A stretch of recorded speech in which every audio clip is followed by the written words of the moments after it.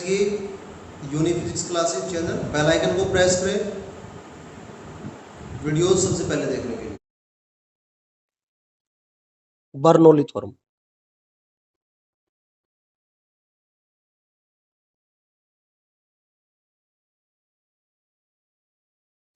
Bernoulli theorem क्या है भाई? वेरी वेरी इंपॉर्टेंट, ध्यान देना भाई। 5 मार्क्स का क्वेश्चन है सिर्फ 3 लाइन बस समझने के लिए।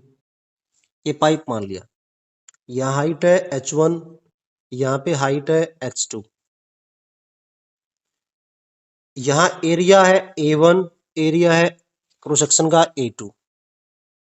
लिक्विड एंटर कर रहा है v1 वेलोसिटी से, लिक्विड एग्जिट कर रहा है v2 वेलोसिटी से। देखो इस डायग्राम से आपको क्लियर पता चल रहा है कि a1 ग्रेटर है a2 से, v1 ग्रेटर होगा v2 से।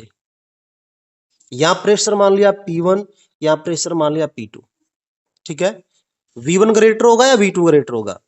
V2 ग्रेटर होगा। V2 क्यों होगा? क्योंकि जितना हम उसका एरिया क्रॉस सेक्शन कम करेंगे उतना लिक्विड जो है फास्टली बाहर निकलेगा। जैसे कि आपको याद हो, सपोज आप गाड़ी साफ कर रहे हो या बाइक धो रहे हो, तो पाइप को हम आगे से दबा देते हैं थोड़ा सा, तो क्या होता है, ज्यादा स्पीड से लिक्विड बाहर निकलता है। तो यहां v1 वेलोसिटी थी, यहां v2 वेलोसिटी थी, तो velocity v2 will be greater than v1। यहां प्रेशर ज्यादा होगा क्योंकि नीचे से प्रेशर ज्यादा देंगे तभी ऊपर की तरफ जाएगा वो। तो P1 जो है वो ज्यादा है किससे? P2 से। सेकेंडली यहां हाइट जो है कम है h1, h2 ज्यादा है, तो h2 ग्रेटर है h1 से। ये की पॉइंट है इस टॉपिक को समझने के लिए। बर्नौली थ्योरम की स्टेटमेंट क्या है वो देखते हैं। अकॉर्डिंग टू बर्नौली थ्योरम,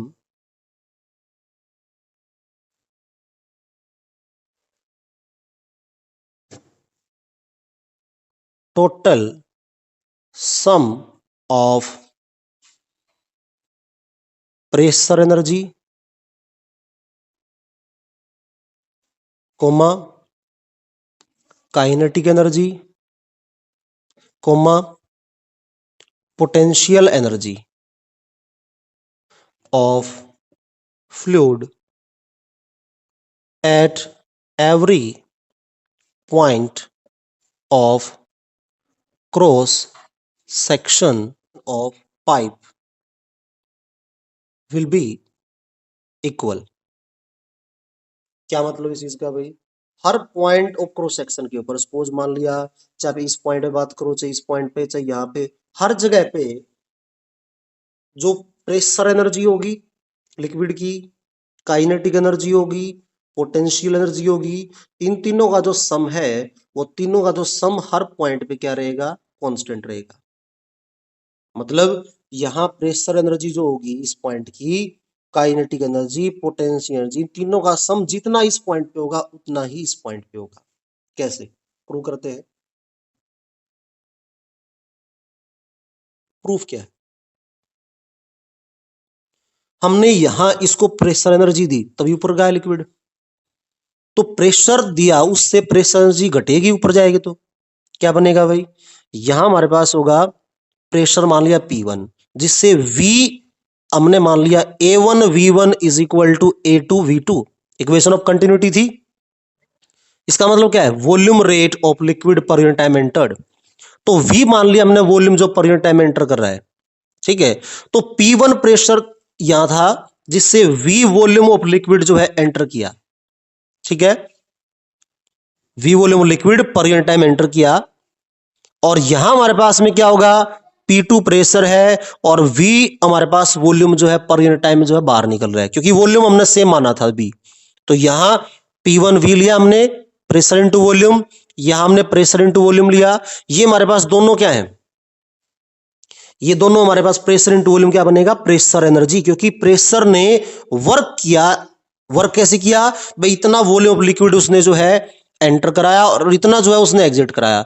तो P1V माइनस P2V जो कि किसके इक्वल होगा भाई? प्रेशर एनर्जी का डिफरेंस। भाई प्रेशर एनर्जी घट गई हमारी, तो घट गई तो किसी में तो कन्वर्ट हुई होगी, क्योंकि according to law of conservation of energy total energy will remain always constant, we can convert it only from one form to another form। तो प्रेशर जी का डिफरेंस किसके बराबर होगा? भाई एक चीज देखो, यहां से ऊपर गया है तो पोटेंशियल एनर्जी बढ़ी है इसकी, और बढ़ी है तो हमारे पास क्या होगा? mgh2 ज्यादा होगी, थी कितनी? mgh1, तो प्रेशर एनर्जी का डिफरेंस आ गया। दूसरा, काइनेटिक एनर्जी उसकी हमारे पास क्या हो गया? Half m v2 square minus half m v1 square. सही है, दोनों का डिफरेंस। अब वन वाले जो फैक्टर थे ना, उनको कर लो एक तरफ, टू वाले फैक्टर को कर लो एक तरफ। क्या आएगा हमारे पास? देखो ये बन जाएगा P1V, इधर ले आओ इसको mgh1, इस तरफ ले आओ इसको हाफ mv1 स्क्वायर, जो कि किसके इक्वल होगा? या बन जाएगा सेकंड वाले फैक्टर इस तरफ P2V और plus mgh2 plus half of mv2 square. ठीक है, वन वाले फैक्टर जो थे वो सभी इक्वल मिले आपको टू वाले फैक्टर्स के। देखो वन वाले जो फैक्टर हैं वो टू वाले के इक्वल है, इसका मतलब इस पॉइंट पे अगर मैं इसको नाम दूं एक्स पॉइंट, ठीक है, इसको नाम दे दे वाई पॉइंट, तो एक्स पॉइंट पे pressure into volume, that means pressure energy, this is potential energy, this is kinetic energy, तीनों का जो सम जो एक्स पॉइंट पे है वो किसके बराबर मिल गया आपको? वाई पॉइंट पे।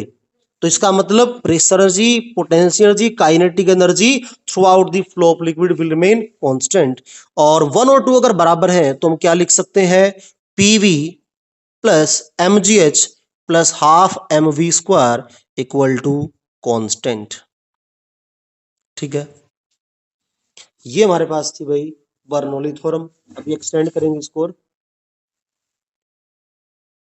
PV plus half mv square plus mgh equal to constant बता दिया मैंने, मतलब तीनों का जो सम है वो क्या है? कांस्टेंट। तो अगर ये वैल्यू कांस्टेंट है तो पर यूनिट वॉल्यूम भी कांस्टेंट होगी, पर यूनिट मास भी वैल्यू कांस्टेंट होगी। तो total energy per unit volume क्या आएगा?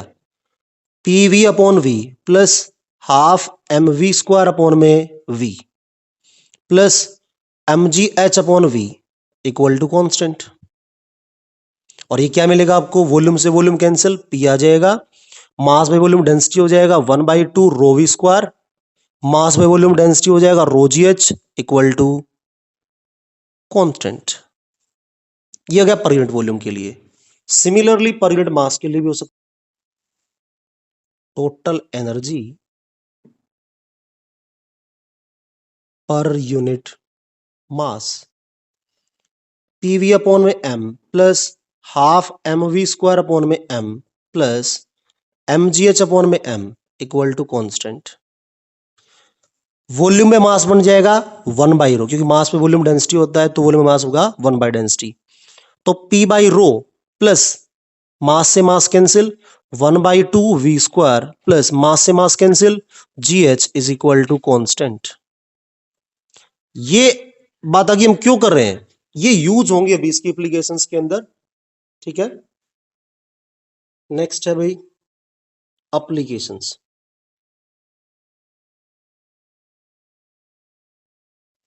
सबसे पहला पॉइंट आप लोगों ने एक सुना होगा एटोमाइजर, ठीक है, या फिर स्प्रेयर।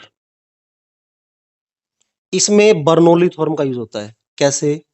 सपोज आप हैंड वॉश करते हो ना मॉर्निंग में या दिन में किसी भी टाइम पे, तो आपने देखा होगा इसमें एक पाइप होता है और यहाँ हमारे पास में इसको प्रेस करते हैं हम, तो इसमें से लिक्विड बाहर निकलता है। वो कैसे निकलता है? जैसे आप इसको प्रेस करोगे क्या होगा? इससे प्रेशर एनर्जी इंक्रीज होगी फ्लूइड की जो इसमें बोतल में थी, फ्लूइड उसकी प्रेशर अगर एनर्जी इंक्रीज होगी तो प्रेशर इंक्रीज होने से क्या होगा? लिक्विड जो है higher pressure to lower pressure move करेगा।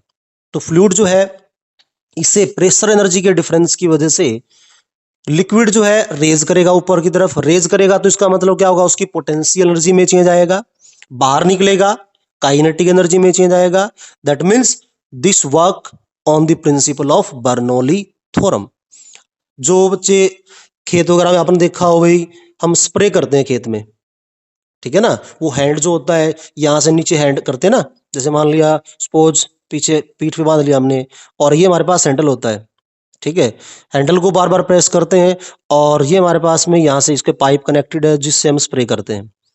ये भी इसी सेम प्रिंसिपल काम करता है। आपने नाई की दुकान में देखा होगा, एक प्रेशर इंक्रीज करने के लिए एक बड़ी सी बोतल यूज करता है ना वो, और यहाँ ये स्प्रे होगा यहाँ से, और ये पाइप है, इसको बार बार प्रेस करेगा जिससे प्रेशर इंक्रीज होगा, और प्रेशर इंक्रीज होगा तो फिर वो जो है स्प्रे करता है लिक्विड को, ठीक है, बालों में, जिससे क्या होगा, बाल गीले करके फिर वो कटिंग करता है। तो ये जो एटोमाइजर है, स्प्रेयर है, ये बर्नौली थ्योरम पे काम करता है। जो एरोप्लेन है ना, एरोप्लेन की जो विंग्स हैं वो किस शेप में बनती हैं? अपर पोर्शन जो है ज्यादा कर्व होता है, लेस कर्व होता है देन दैट ऑफ लोअर।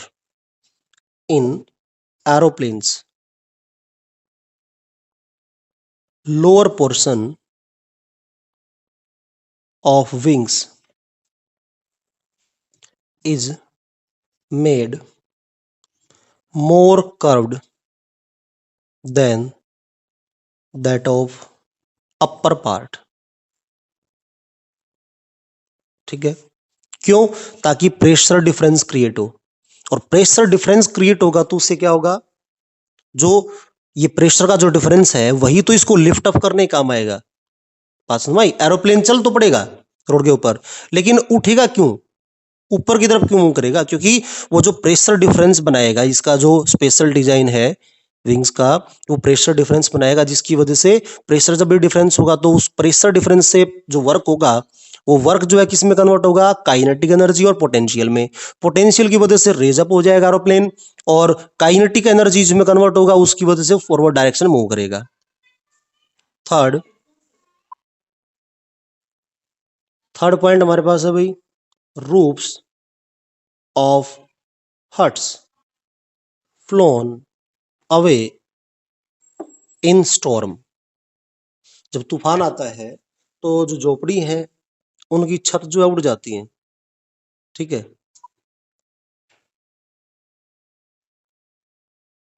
क्यों उड़ जाती है भाई? रीजन क्या है? देखो यहां हमारे पास प्रेशर आएगा हवा का, और हवा का अगर जब प्रेशर बनेगा तो नीचे जो है इसके छत के नीचे प्रेशर होगा बहुत ज्यादा, ऊपर हमारे पास क्या होगा, प्रेशर डिफरेंस, मतलब प्रेशर कम होगा, तो इसके इनसाइड और आउटसाइड जो प्रेशर का डिफरेंस होगा वो क्या कर देगा, इसकी छत को उड़ा देगा, ठीक है। जैसे कि एरोप्लेन उड़ जाता है, ऐसे ही जो हट्स की जो रूफ्स हैं वो क्या हो जाती हैं, उड़ जाती हैं, ठीक है। बर्नौली थ्योरम के ऊपर एप्लीकेशन ये भी। Two boats moving in same direction with less gap between them may strike, ठीक है। सपोज मान लिया दो बोट है भाई, और वो ट्रेवल कर रही हैं, ठीक है, और अगर वो ट्रेवल कर रही हैं सेम डायरेक्शन में, तो बीच में क्या होगा, जो लिक्विड था ना उसके क्या होगा, बीच में प्रेशर डिफरेंस क्रिएट हो जाएगा। कैसे? यहां बीच में प्रेशर ज्यादा होगा देन दैट ऑफ सराउंडिंग्स। यहां प्रेशर अगर ज्यादा होगा इसमें with respect of this one, तो इससे क्या होगा, प्रेशर डिफरेंस से क्या होगा, उनकी पोटेंशियल एनर्जी में चेंज आएगा, देन उनकी काइनेटिक एनर्जी में चेंज आएगा, जिससे क्या होगा, वो और ज्यादा क्लोज आ जाएंगी। क्लोज आएंगे तो इवन वो स्ट्राइक भी कर सकती हैं, ठीक है। तो ये सारी की सारी एप्लीकेशंस थी बर्नौली थ्योरम की, और यूज होंगी ये बताऊंगा अभी आपको।